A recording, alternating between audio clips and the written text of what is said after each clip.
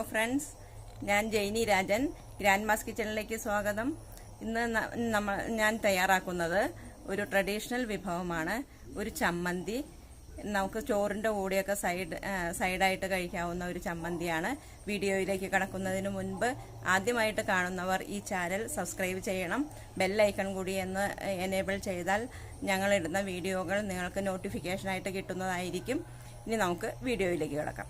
ഇന്ന് തയ്യാറാക്കുന്ന ചമ്മന്തി പുളിയില ചമ്മന്തിയാണ്. ഇതിന് വേണ്ടിയിട്ടുള്ള പുളിയിലയാണ് ഇത് വാളംപുളിയുടെ കൂമ്പ് ഇലകളാണ്. തനി കൂമ്പ് ഇലകളായിരുന്നാൽ ശരിയാവില്ല. ആ കൂമ്പ് പ്രായം കഴിഞ്ഞ് ഇത് തനി കൂമ്പ് ഇലയാണ്. ഇത് തന്നെ എടുക്കരുത്.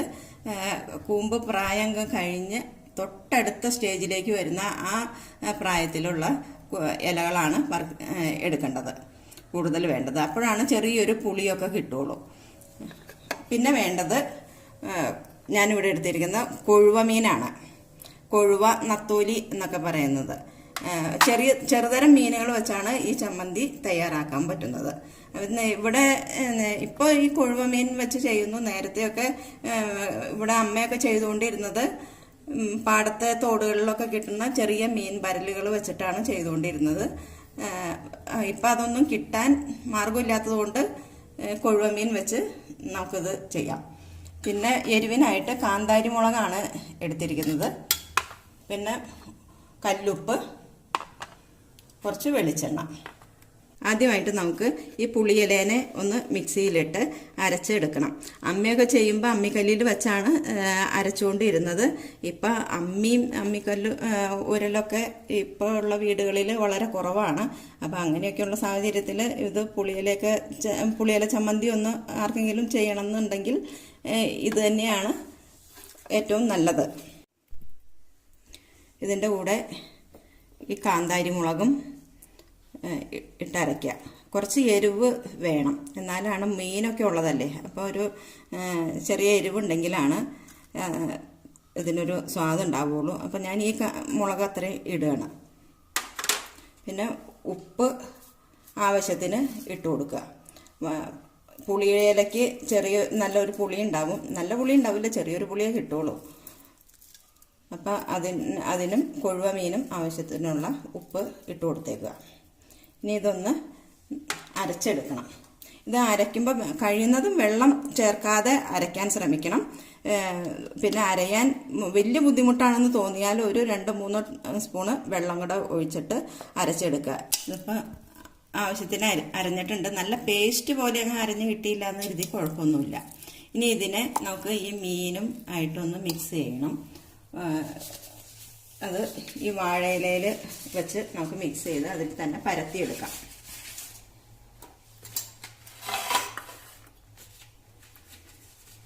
പുളിയില നന്നായിട്ട് അരഞ്ഞിട്ടുണ്ട്. നല്ല പേസ്റ്റ് പോലെ അങ്ങ് ആവണമെന്നൊന്നുമില്ല. ഇത്രയൊക്കെ അരഞ്ഞാൽ മതി. ഇതിലേക്ക് ഞാൻ ഒരു 1/4 ഗ്ലാസ് വെള്ളം ഒഴിച്ചിട്ടാണ് അരച്ചത്. അരയാൻ ഇത്തിരി ബുദ്ധിമുട്ടുണ്ടായിരുന്നു. അതുകൊണ്ട് ഒരു 1/4 ഗ്ലാസ് വെള്ളം ഒഴിച്ച് അരച്ചു.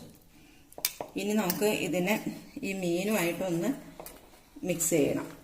അതിന് മുമ്പ് നമുക്ക് ഈ ചമ്മന്തി ചുട്ടെടുക്കാനായിട്ട് ഈ ചീനച്ചട്ടി ഒന്ന് ചൂടാക്കാം. നമ്മൾ ഈ പുളിയില ചമ്മന്തി നിങ്ങൾ വേവിക്കാൻ വെക്കുമ്പോൾ എപ്പോഴായാലും അടി കട്ടിയുള്ളൊരു പാത്രം വേണം വെക്കാനായിട്ട്. ഇവിടെ അമ്മയൊക്കെ ചെയ്യണ സമയത്ത് വറകലത്തിലാണ് വെക്കാറ് പതിവ്.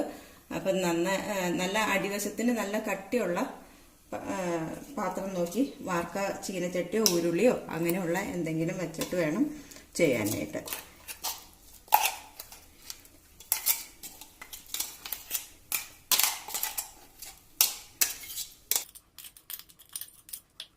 ഇനി ഈ മീനിനെ നമുക്ക് ഇതിൻ്റെ കൂടെ ഇടാം.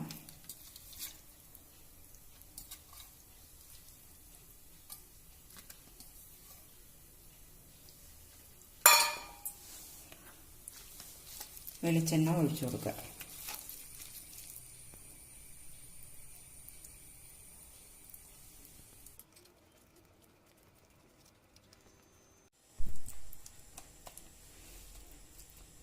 ഇതിപ്പോൾ നന്നായിട്ട് ഇങ്ങനെ ഇതുപോലെ പരത്തി വയ്ക്കുക. ഇപ്പോൾ ഞാൻ 2 ഇലകൾ വെച്ചിട്ടുണ്ട്. ഇതിൻ്റെ അടിയിൽ ഒരു ഇലയും കൂടെ വെച്ചിട്ടുണ്ട്. ഇത് അല്ലാതെ ഇതിനെ നേരെ ഒരു ഇലയിൽ മാത്രമായിട്ട് ചട്ടിയിലേക്ക് വെച്ചാൽ അടിവശം ചിലപ്പോൾ കത്തിപ്പോവും. അതുകൊണ്ട് 2 ഇലയെങ്കിലും വെച്ചിട്ട് വേണം വയ്ക്കാനായിട്ട്. നമുക്ക് ഇതിനെ ഈ ചീനച്ചട്ടി നല്ല ചൂടായിട്ടുണ്ട്, അതിലേക്ക് വയ്ക്കാം.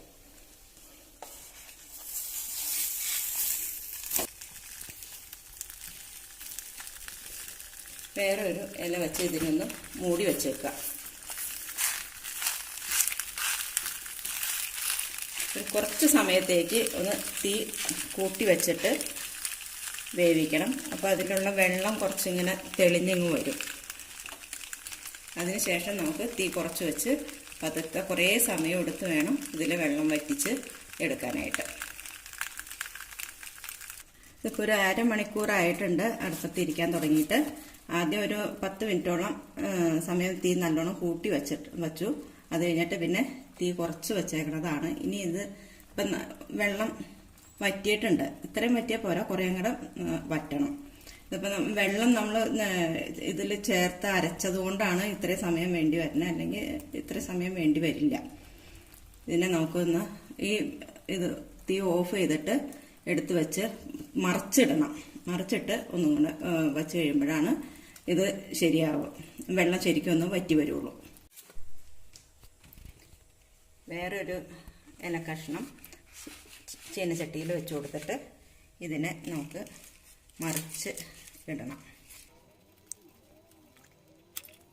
ഇനി ഇതിനെ കുറച്ച് ഒരു 15 മിനിറ്റോടെ ഒന്നുകൂടെ അടുപ്പത്ത് വെച്ച് വെള്ളം ശരിക്കും വറ്റിച്ചെടുക്കാം. നമുക്കിത് വെള്ളമൊക്കെ വറ്റിയിട്ടുണ്ടോയെന്ന് നോക്കാം.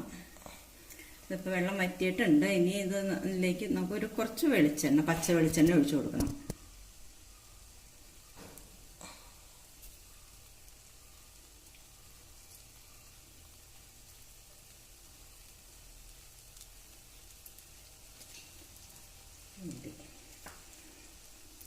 ഇനി നമുക്ക് തീ ഓഫ് ചെയ്ത് വെളിച്ചെണ്ണ ശരിക്കും ആ ചമ്മന്തിയിലേക്ക് അങ്ങ് നല്ലോണം വലിഞ്ഞ് പൊക്കോളും. നമ്മുടെ പുളിയില ചമ്മന്തി റെഡിയായി കഴിഞ്ഞു. നമ്മുടെ പുളിയില ചമ്മന്തി റെഡിയായി. ഈ റെസിപ്പി നിങ്ങൾ വീട്ടിലെല്ലാവരും ട്രൈ ചെയ്യണം. ചോറിൻ്റെ കൂടെ കഴിക്കാൻ പറ്റിയ ഒരു ചമ്മന്തിയാണ്. കഞ്ഞിയുടെ കൂടെയൊക്കെ ആണെങ്കിലും കഴിക്കാവുന്ന ഒരു ചമ്മന്തിയാണ്. ഇത് വീഡിയോ നിങ്ങൾക്ക് ഇഷ്ടപ്പെട്ടെങ്കിൽ ലൈക്ക് ചെയ്യണം, സബ്സ്ക്രൈബ് ചെയ്യാൻ മറക്കരുത്. ബെൽ ഐക്കൺ കൂടി ഒന്ന് എനേബിൾ ചെയ്യണം.